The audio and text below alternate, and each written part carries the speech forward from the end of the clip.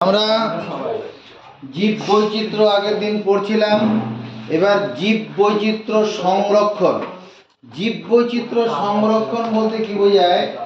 জীব বৈচিত্র্যের সংরক্ষণ। আমার সঙ্গে সঙ্গে লেখা হলো জীব বৈচিত্র্যের সংরক্ষণ বলতে বোঝায়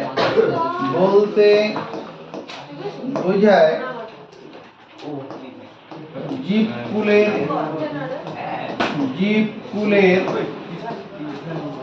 রক্ষণাবেক্ষণ।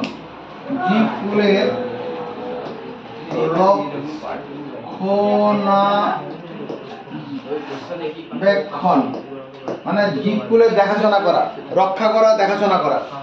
জীব বৈচিত্র্য সংরক্ষণ। জীব বৈচিত্র্য বলতে বিভিন্ন রকমের যে উদ্ভিদ প্রাণী যেখানে আছে, যেগুলো মানুষ নষ্ট করে ফেলছে, হ্যাঁ, বা বিভিন্ন কারণে কমে যাচ্ছে, সেটা রক্ষা করা কি সংরক্ষণ বলতে বোঝায়? রক্ষা করা। রক্ষা করা বলতে বোঝায় কি? জীবকুলের রক্ষণাবেক্ষণ। এবার শুধু রক্ষণাবেক্ষণ শুধু নয়, কি বৈজ্ঞানিক দৃষ্টিভঙ্গির সাহায্যে বৈজ্ঞানিক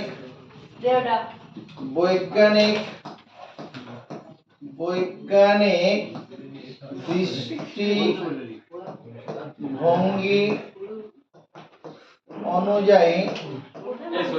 অনুযায়ী পরিমিত ব্যবহার। এবার আমাদের তো মানুষজন যারা রয়েছে তাদের বাড়িঘর তৈরি করতে আসবাবপত্র লাগবেই। তো সেই আসবাবপত্র তৈরি করার জন্য কি যে কাঠ দরকার হবে, যে কোনো গাছ কেটে ফেললে হবে না। বৈজ্ঞানিক দৃষ্টিভঙ্গি কি, যে একটা গাছ লাগাও, সেই গাছ অন্তত 20 বছর, 25 বছর, 30 বছর ওয়েট করার পর সেটাকে কাটো, তাহলে পর ওখান থেকে কাঠও বেশি পরিমাণে পাওয়া যাবে, সেই কাঠটা দিয়ে ভালো কাজও হবে। মানে সেটাই বলছি, বৈজ্ঞানিক দৃষ্টিভঙ্গি অনুযায়ী পরিমিত ব্যবহার, যতটুকু দরকার পরিমিত ব্যবহার করা। আর কি পরিবেশের অনুকূল অবস্থা সৃষ্টি করে, পরিবেশের অনুকূল অবস্থা সৃষ্টি করে,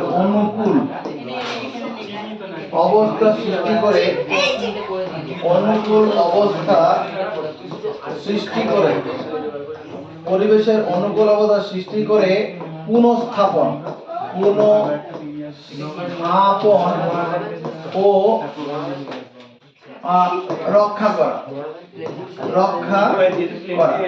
পরিবেশের যদি কোনো কারণে কোনো জীব বৈচিত্র্য নষ্ট হয়ে যায়, যেমন সুন্দরবন রয়্যাল বেঙ্গল টাইগার এক সময় অনেকটা কমে গেছিল।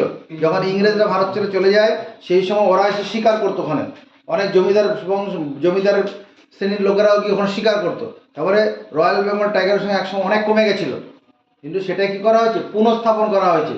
পুনঃস্থাপন মানে কি নতুন অন্য জায়গা থেকে আনা হয়েছে না, ওদেরই ওখানে, মানে ওদের রয়্যাল বেঙ্গল টাইগার যাতে ওখানে ঠিক মতো বংশ বিস্তার করতে পারে, প্রজনন করতে পারে, উপযুক্ত খাবার খেতে পারে, এই ব্যাপারগুলোকে সব ব্যবস্থা করা হয়েছে।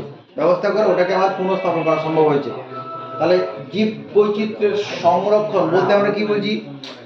জীব বৈচিত্র্যের সংরক্ষণ বলতে বোঝায় জীবকুলের রক্ষণাবেক্ষণ। জীবকুল বলতে উদ্ভিদ প্রাণী সবাইকে বোঝায়। জীবকুলের অসুবিধা হলে বাড়ি চলে যাও। জীবকুলের রক্ষণাবেক্ষণ আর বৈজ্ঞানিক দৃষ্টিভঙ্গি অনুযায়ী পরিমিত ব্যবহার। বৈজ্ঞানিক দৃষ্টিভঙ্গি অনুযায়ী পরিমিত ব্যবহার মানে কি, একটা গাছে আমাদের কাঠ দরকার, সেই কাঠটা পাওয়ার জন্য গাছটাকে একটা উপযুক্ত সময় পর্যন্ত বড় হতে দাও, হ্যাঁ, যেটাতে কাঠ বেরোবে, বা যে গাছ আমার ভেঙে গেছে ওই রকম গাছকে কাটো, যে গাছটার বড় হবে না। এরকম এগুলো বৈজ্ঞানিক দৃষ্টিভঙ্গি। তারপরে কি পরিবেশের অনুকূল অবস্থা সৃষ্টি করে পুনঃস্থাপন। যে উদ্ভিদ বা প্রাণী নষ্ট হয়ে গেছে, কমে গেছে সংখ্যায়, তাদেরকে একটা পরিবেশের অনুকূল অবস্থা সৃষ্টি করা। অনুকূল অবস্থা কি, ওখানে দরকার পড়ে জায়গাটাকে সংরক্ষিত করা, পাহাড়ের ব্যবস্থা রাখা, হ্যাঁ, তারপরে গাছ লাগানোর পরে গাছের জল পায় তার ব্যবস্থা করা। এরকম অবস্থা সৃষ্টি করে, বা প্রাণীদের রাখলে পরেও প্রাণীরা যেন গ্রীষ্মকালে জল পেতে পারে, মিষ্টি জল পেতে পারে, সেই জন্য জলের চৌবাচ্চা করে রাখা। এটা যে জীব বৈচিত্র্য সংরক্ষণ। এই জীব বৈচিত্র্য সংরক্ষণের জন্য 29শে ডিসেম্বর 1993 29 ডিসেম্বর 1993 সালে ব্রাজিল, এই ব্রাজিল BRIZIL, এই ব্রাজিলের Rio de Janeiro, Rio de Janeiro JENERIO, একটা শহরের কথা বলছি। এই শহরে একটা বিশ্ব সম্মেলন হয়, সেখানে জীব বৈচিত্র্য সংরক্ষণ কি করে করা যায় তার উপরে বিভিন্ন দৃষ্টিভঙ্গি নেওয়া হয়। এই জীব বৈচিত্র্য সংরক্ষণের জন্য এই ব্রাজিলের রিও ডি জেনেরিও শহরে তোমার জীব বৈচিত্র্য সংরক্ষণের জন্য একটা সারা বিশ্বব্যাপী বিভিন্ন তোমার যারা বনাঞ্চলের যে কর্মকর্তা আছে তাদেরকে ওখানে ডাকা হয়েছিল।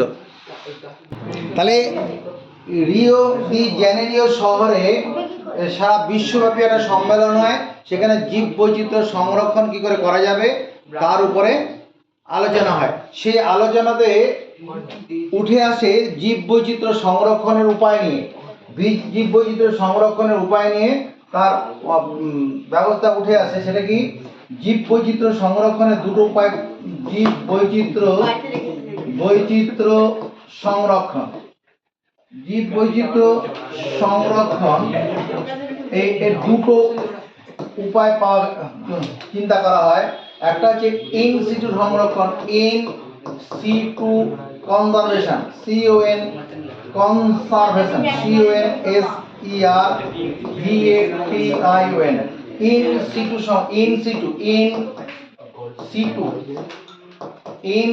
সংরক্ষণ, ইন সিটু সংরক্ষণ, ইন সিটু সংরক্ষণ। আর এটা হচ্ছে এক্স সিটু সংরক্ষণ, এক্স সিটু সংরক্ষণ, ইন সিটু সংরক্ষণ আর এক্স। ইন সিটু মানে ইন মানে ভেতরে, যে জীব বা যে উদ্ভিদ বা প্রাণী যে পরিবেশে আছে সেখানেই তাদেরকে রক্ষা করা, এটা হচ্ছে ইন সিটু সংরক্ষণ। যেখানে যে জীব বা প্রাণীটা আছে সেখানেই তাকে রক্ষা করা। সুন্দরবনে রয়্যাল বেঙ্গল টাইগার আছে, সুন্দরবনে তাকে রক্ষা করা, এটা ইন সিটু সংরক্ষণ। আর এক্স সিটু সংরক্ষণ কি? ওখান থেকে তুলে এনে অন্য কোনো কৃত্রিম পরিবেশে সংরক্ষণ করা। অন্য কোনো কৃত্রিম, যেমন চিড়িয়াখানায় যে সমস্ত বন্য প্রাণীদের রাখা আছে সেখানে কোনো প্রাণীকে এসে কখনো হত্যা করা হয় না, ওদেরকে ওখানে বাঁচিয়ে যতদিন বেঁচে থাকতে পারে তার চিকিৎসা করে তাদের বাঁচিয়ে রাখার ব্যবস্থা করা হয়, ওটা হচ্ছে এক্স সিটু সংরক্ষণ। এই যে ইন সিটু সংরক্ষণ যেটা আছে, যে পরিবেশে যে প্রাণীটা বা উদ্ভিদটা আছে তাদের রক্ষা করা, এই ইন সিটু সংরক্ষণ 4 রকমের আছে। একটা হচ্ছে জাতীয় উদ্যান, জাতীয় উদ্যান, জাতীয় উদ্যান মানে national park, national park, NATIONAL, national park. আমি এই সম্পর্কে পরে বিস্তারিত বলছি। তারপরে অভয়ারণ্য, অভয়ারণ্য, অভয়ারণ্য, অভয়ারণ্য, মধ্যমজফলা অভয়ারণ্য, যেটাকে বলছি সেঞ্চুরি, SANCTUARY, সেঞ্চুরি, অভয়ারণ্য। সংরক্ষিত বনাঞ্চল, রক্ষিত বনাঞ্চল, আরেকটা হচ্ছে সংরক্ষিত বনাঞ্চল আর biosphere reserve, biosphere BIOSPHERE, biosphere reserve RESERVE, biosphere reserve. এটা হচ্ছে ইন সিটু সংরক্ষণ, যেখানে যে জীব বা উদ্ভিদটা প্রাণীটা আছে সেই পরিবেশে রেখে তাকে রক্ষা করা, এই ইন সিটু সংরক্ষণ, জাতীয় উদ্যান, অভয়ারণ্য। এরপরে এক্স সিটু সংরক্ষণ, এক্স সিটু সংরক্ষণের মধ্যে কি? জু মানে চিড়িয়াখানা, 2 নম্বর বোটানিক্যাল গার্ডেন,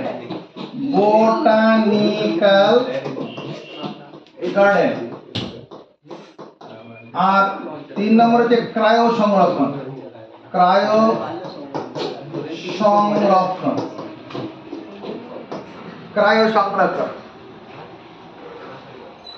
এগুলো হচ্ছে এক্স সিটু মানে কৃত্রিম পরিবেশে এনে আমাদের হাওড়া শিবপুরে যে বোটানিক্যাল গার্ডেনটা আছে ওটা জগদীশচন্দ্র বোস ওই বোটানিক্যাল গার্ডেনটাকে উনি তার উদ্যোগে ওটা তৈরি করা হয়েছিল।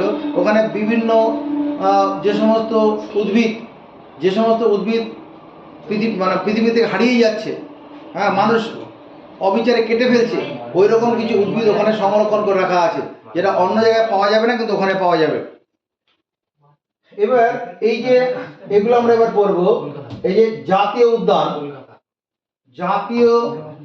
উদ্যান, অভয়ারণ্য, সংরক্ষিত বনাঞ্চল, রিজার্ভ ফরেস্ট। এই যে জাতীয় উদ্যান যার কথা বলছি, বর্তমানে ভারতবর্ষের জাতীয় উদ্যানের সংখ্যা 106টি। বর্তমানে ভারতবর্ষের জাতীয় উদ্যানের সংখ্যা 106টি। তার মধ্যে প্রথম যে জাতীয় উদ্যান 1936 সালে প্রথম স্থাপিত জাতীয় উদ্যানটা হলো জিম কর্বেট ন্যাশনাল পার্ক, যেটা উত্তরাখণ্ডে আছে।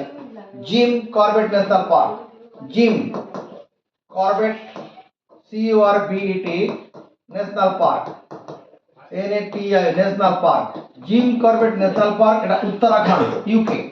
এখানে UK মানে ইউনাইটেড কিংডম নয়, এটা UK মানে উত্তরাখণ্ড, UTTARA খণ্ড, KHAND, উত্তরাখণ্ডে ND, উত্তরাখণ্ডে এই জিম কর্বেট ন্যাশনাল পার্কটা আছে। এটা প্রথম স্থাপিত জাতীয় উদ্যান। এই জিম কর্বেট ন্যাশনাল পার্ক তো উত্তরাখণ্ডে আছে। এছাড়া কি আছে, যেমন কাজিরাঙ্গা, এটা আমার কোথায় আসামে আছে, Kaziranga Assam. Periyar national park, Periyar national park, এটা হচ্ছে তোমার গিয়ে Kerala. Periyar national park Kerala. West Bengal কি জাতীয় উদ্যান নেই? হ্যাঁ আছে। ওয়েস্ট বেঙ্গল যে গরুমারা একটা, আর জলদাপাড়া, গরুমারা আর জলদাপাড়া হচ্ছে, এটা ওয়েস্ট বেঙ্গলের মধ্যে গরুমারা, জলদাপাড়া, এটা কি জাতীয় উদ্যান। তাহলে জাতীয় উদ্যানের সংখ্যা কি পড়ছি, বর্তমানে ভারতের জাতীয় উদ্যানের সংখ্যা 106টি। একটা বইতে দেখলাম 102টো আছে, কিন্তু গুগলে বলছে 106টা আছে। গুগলটাকে বিশ্বাস করবো আমরা, গুগলে 106টা আছে। আর প্রথম জাতীয় উদ্যান ভারতে স্থাপিত হয়েছে কোথায়, তোমার উত্তরাখণ্ডে যে জিম কর্বেট ন্যাশনাল পার্ক আছে সেখানে। আর এছাড়া জাতীয় উদ্যান আরো কিছু নাম, যেমন কাজিরাঙ্গা ন্যাশনাল পার্ক আরো আছে। তার মানে আসামের পেরিয়ার আছে, আর পশ্চিমবঙ্গের কি গরুমারা আর জলদাপাড়া। এরপরে আমরা অভয়ারণ্যের কথা বলি। অভয়ারণ্য মানে এই জাতীয় উদ্যানটা যে কেন্দ্রীয় সরকারের নিয়ন্ত্রণাধীন, আর অভয়ারণ্য হচ্ছে রাজ্য সরকারের নিয়ন্ত্রণাধীন, রাজ্য সরকারটাকে নিয়ন্ত্রণ করে থাকে। এই যে অভয়ারণ্য বলছি, অভয়ারণ্য এই অভয়ারণ্য এই সংখ্যা 573টি বর্তমানে আছে। সারা ভারতবর্ষে অভয়ারণ্যের সংখ্যা 573টি। এই 573টি অভয়ারণ্যের মধ্যে আমাদের ওয়েস্ট বেঙ্গলে যেটা আছে সেটা প্রথমে চিন্তা করি। একটা হচ্ছে তোমার সজনেখালি। এই সজনেখালি অভয়ারণ্য একটা রয়েছে। সজনেখালি অভয়ারণ্য কোথায়, এটা পশ্চিমবঙ্গে আছে। 2 নম্বর হচ্ছে Kulik, Kulik bird century, BIRD bird century, SANCTUARY, Kulik bird century. এটা কোথায়, এটাও ওয়েস্ট বেঙ্গলে। এটা হচ্ছে উত্তর দিনাজপুর, TTAR, উত্তর দিনাজপুর, উত্তর দিনাজপুর, যেটা ওয়েস্ট বেঙ্গলের মধ্যে আছে। এখানে কুলিক বার্ড সেঞ্চুরি। এই কুলিক বার্ড সেঞ্চুরি হচ্ছে ভারতের দ্বিতীয় বৃহত্তম পক্ষী নিবাস।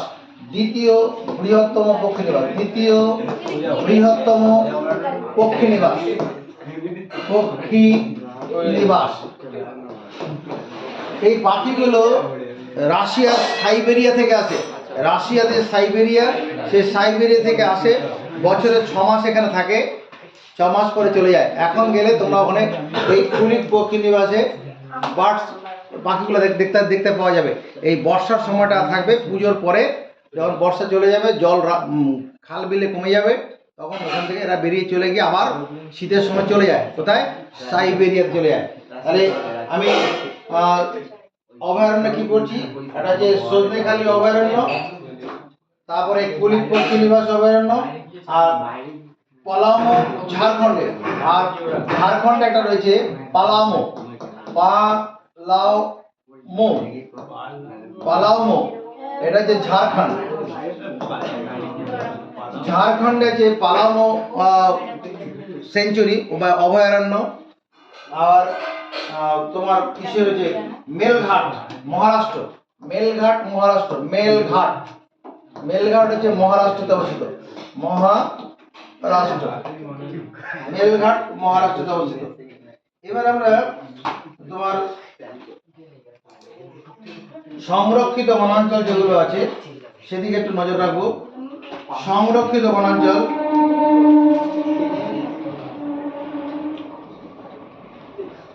সংরক্ষিত বনাঞ্চল,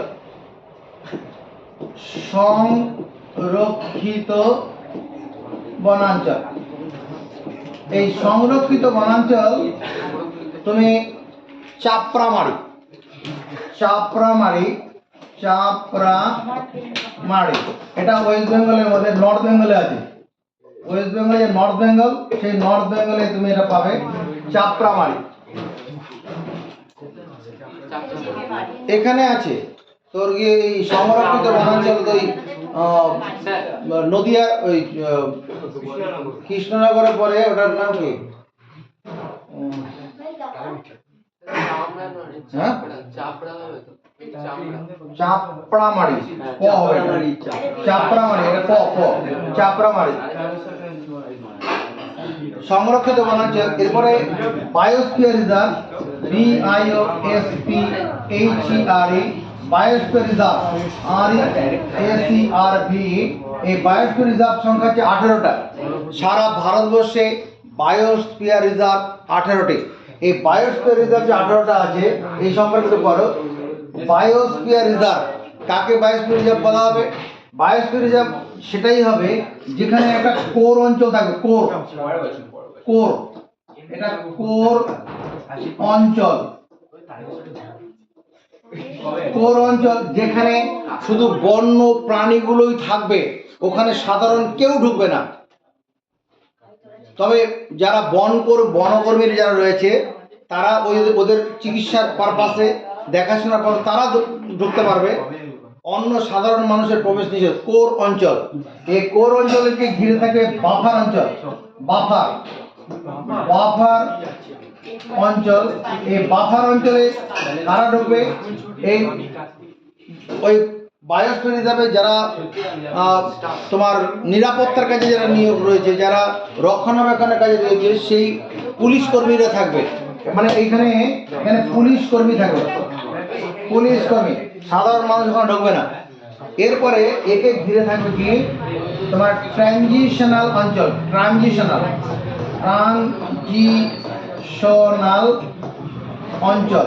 এই ট্রানজিশনাল অঞ্চলে কি করতে পারে? স্থানীয় মানুষ অনুমতি নিয়ে যাবে, ওই যে ওখান থেকে মধু সংগ্রহ করে আনবে, কি ওখান থেকে ওই তোর শুকনো কাঠ কেটে নিয়ে আসবে, মানে অনুমতি নিয়ে আশপাশের মানুষ ওখানে প্রবেশ করতে পারে।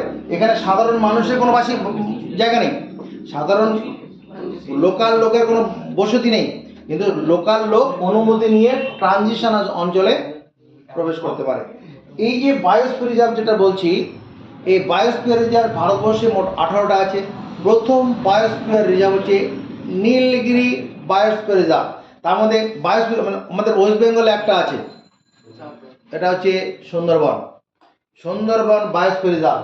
মানে আমাদের ওয়েস্ট বেঙ্গলে কি সুন্দরবন, সুন্দরবন, সুন্দরবন হচ্ছে biosphere reserve, biosphere reserve, RESERV, যেখানে রয়্যাল বেঙ্গল টাইগারকে রক্ষণাবেক্ষণ করে। এখানে রয়্যাল বেঙ্গল টাইগার আছে, এর মধ্যে কি আছে? Royal Bengal, royal Bengal tiger, TIGER, royal Bengal tiger ওই কোর অঞ্চলের মধ্যে আছে। আর সুন্দরবন এটা রয়েছে। আর Nilgiri biosphere reserve, Nilgiri, Nilgiri GIR, Nilgiri biosphere reserve, এটা নীলগিরি বায়োস্ফিয়ার রিজার্ভ। এটা প্রথম স্থাপিত বায়োস্ফিয়ার, প্রথম স্থাপিত বায়োস্ফিয়ার রিজার্ভের নাম কি? Nilgiri biosphere reserve.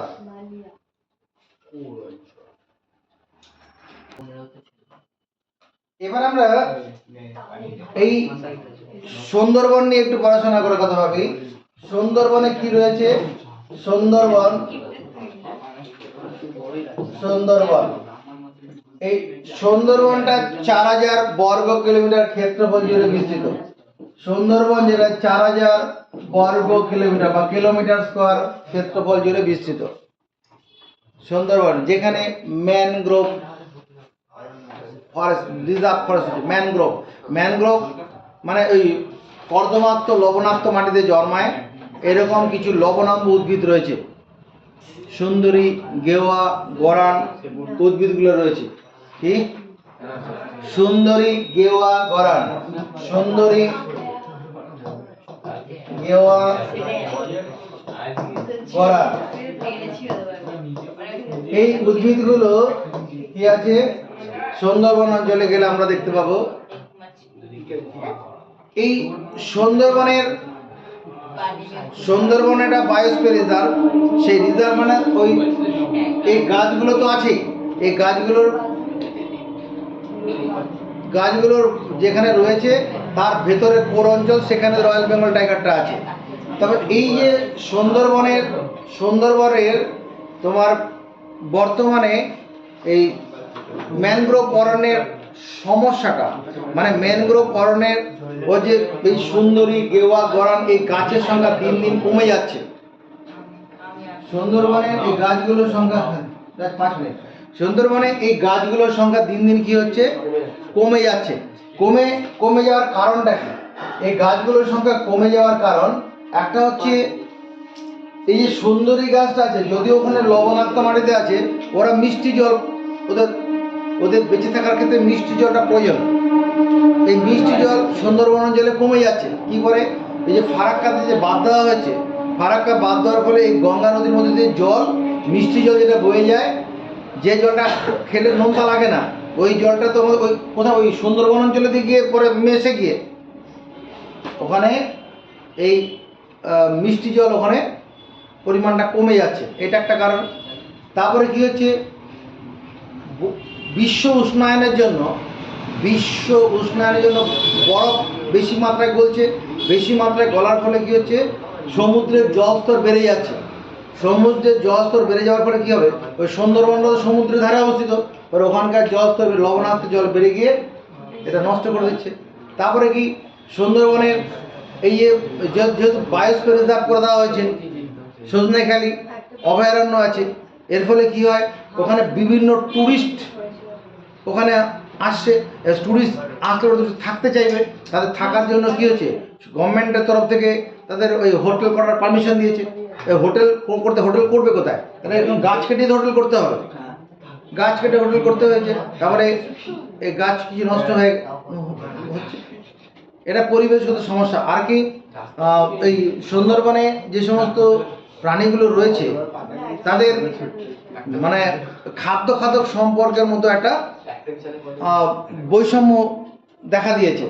যেমন ওরা যে বাঘগুলো রয়েছে তাদের সংখ্যা তো বাড়ছে, এবার তাদের যে খাদ্য, খিদে মেটানোর জন্য যে পরিমাণ তৃণভোজী প্রাণী থাকা দরকার সেটা সেখানে নেই। তারপরে গভর্নমেন্টের তরফ থেকে সেটাকে সাপ্লাই করা হয়। অন্য জায়গা থেকে হরিণ তোর গিয়ে মানে হরিণের শাবক অন্য জায়গায় জন্ম দেওয়ানো হয়, সেখান থেকে বড় করে এনে তারপর সুন্দরবন অঞ্চলে ছেড়ে দেওয়া হয় বাঘকে খাওয়ানোর জন্য। এগুলো হচ্ছে সুন্দরবন অঞ্চলে কি বা ম্যানগ্রোভ অরণ্যের সমস্যা। একটা হচ্ছে মিষ্টি জলের অভাবের জন্য ওই গাছগুলো বাড়তে পারছে না।